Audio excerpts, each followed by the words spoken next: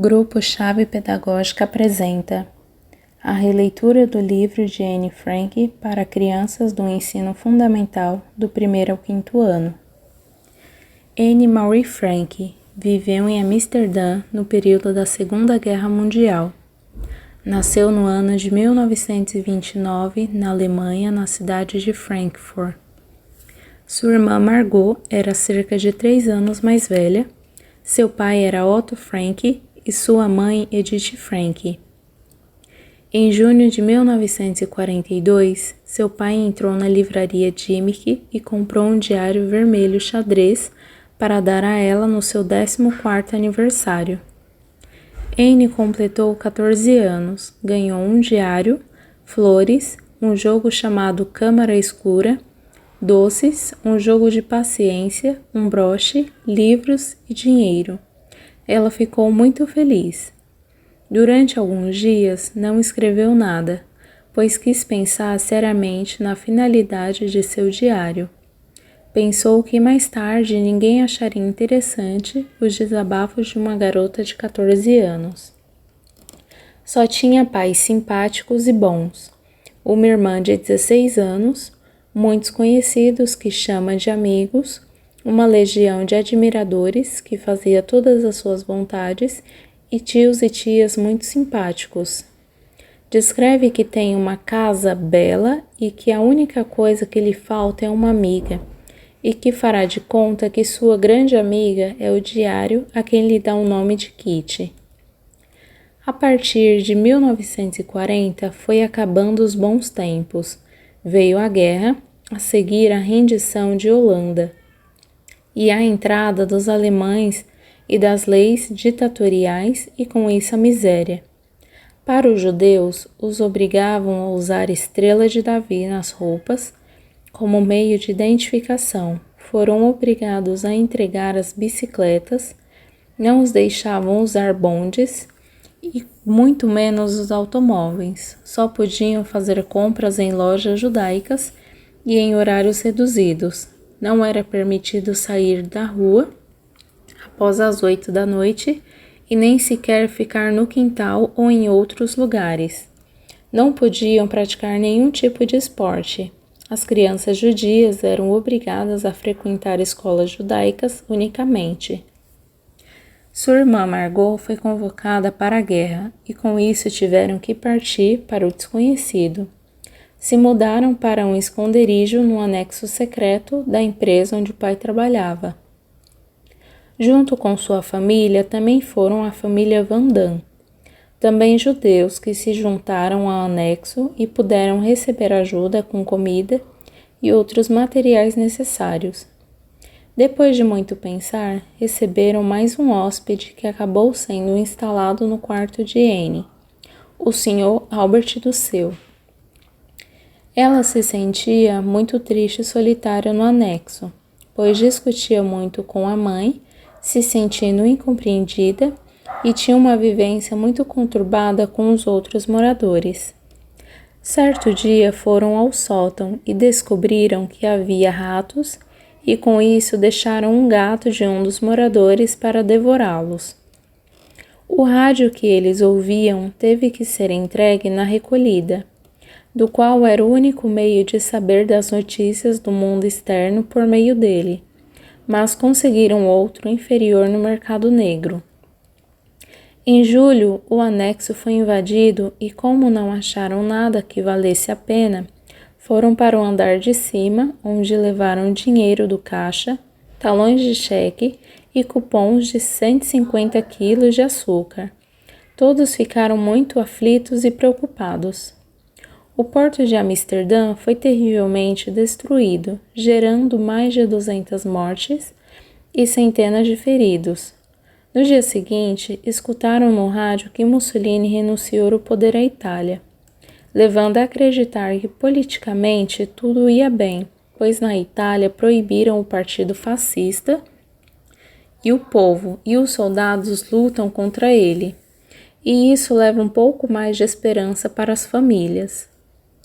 Anne teve um sonho com sua amiga Nellie, sofrendo nos campos de concentração. Sentiu pena, culpa e pediu a Deus para protegê-la. Ela vê em Anneli a figura de todos os outros judeus que sofrem apenas por serem judeus. A convivência com a outra família foi ficando mais complicada, pois escondiam comida, não dividiam e consumiam mais que os outros. Anne teve mudanças em sua vida. Viveu as emoções e conflitos como qualquer outra adolescente. Relatava os momentos de estresse, de solidariedade e ternura. Ao desabrochar para o amor, percebe as mudanças do corpo e da alma. Ela era uma garota observadora, tagarela. Fazia 1000 planos para quando acabasse a guerra. Então ela busca a companhia de Peter e começa a compreendê-lo, subindo diariamente ao sótão e desenvolve um sentimento maior que a amizade, um tipo de amor.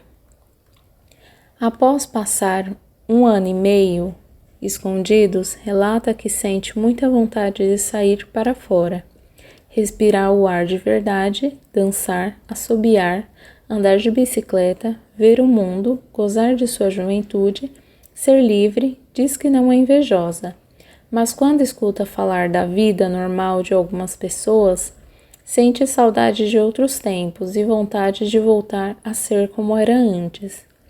Então ela cria coragem para contar ao seu pai sobre ela e Peter, mas acha melhor eles se afastarem antes que virasse romance.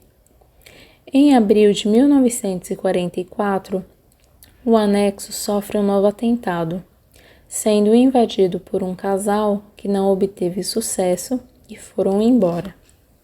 Já em maio desse mesmo ano, Anne sofre uma recaída de mau humor, tristeza e falta de esperança, devido a vários motivos. O fornecedor de alimentos havia sido preso, por isso a má alimentação, estresse, falta de liberdade, medo e solidão. Anne volta ao normal e começa a acreditar que o fim da guerra está próximo, pois o general tentou assassinar Hitler. O diário de Anne terminou em 1 de 8 de 1944. Os oficiais descobriram o esconderijo da família em 4 de 8 de 1944. Prenderam os refugiados e os conduziram para diferentes campos de concentração. Anne já estava bastante debilitada por conta da má alimentação e acaba sofrendo mais ainda. Sua morte foi em março de 1945, em Bergen-Belsen. Seu pai foi o único que lutou até a morte para a publicação desse livro. Ao final dessa releitura, deixamos alguns jogos, brincadeiras, música, programas de TV, um gibi e um anime para que as crianças do 1º ao 5º ano possam ter mais conhecimentos de uma forma mais divertida e troque ideias com os colegas. E em seguida estará a foto de todas nós colaboradoras que contribuiu para a realização desse trabalho. Obrigada a todos por chegarem até aqui.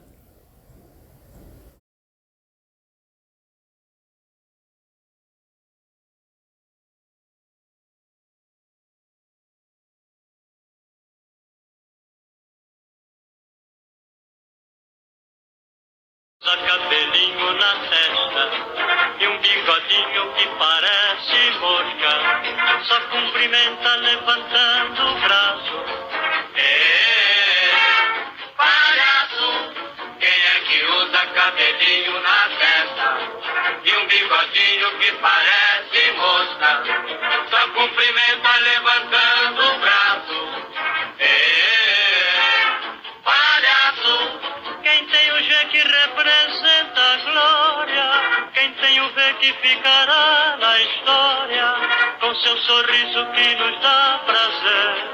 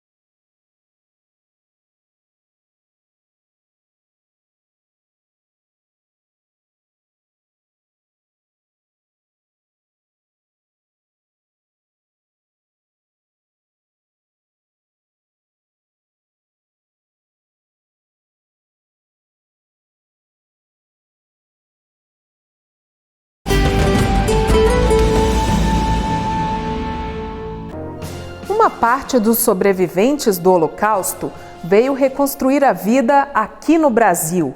E são as histórias de vários deles que você vai conhecer agora no Caminhos da Reportagem.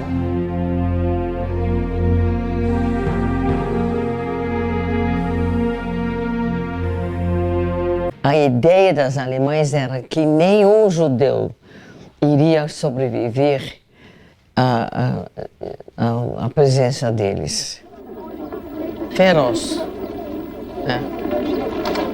Feroz mesmo.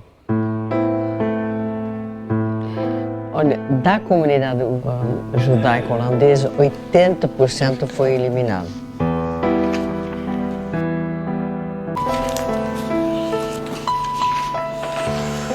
Essa era a estela que éramos obrigados de usar.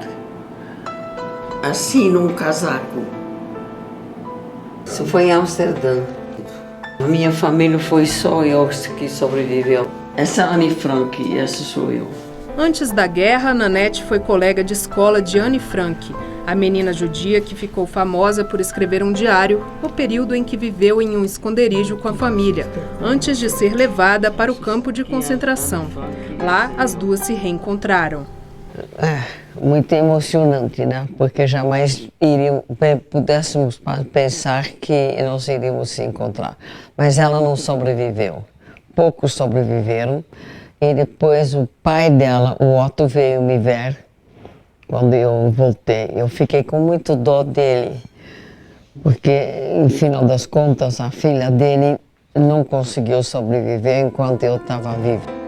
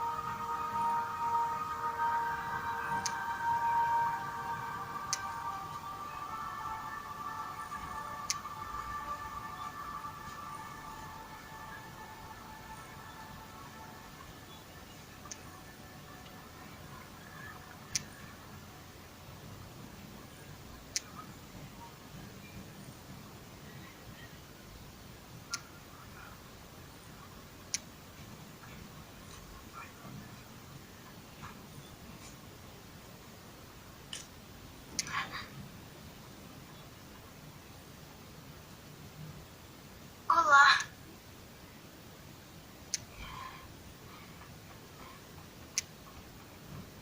Eu estou explorando.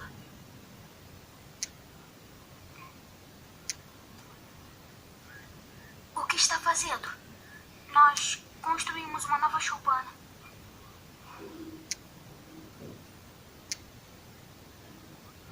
Você tem muitos amigos aí?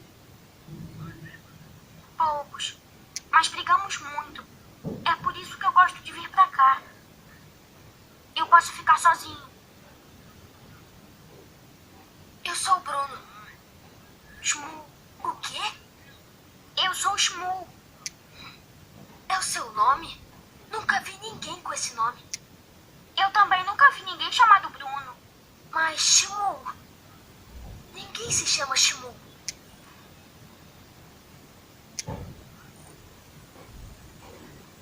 Eu moro numa casa, lá atrás.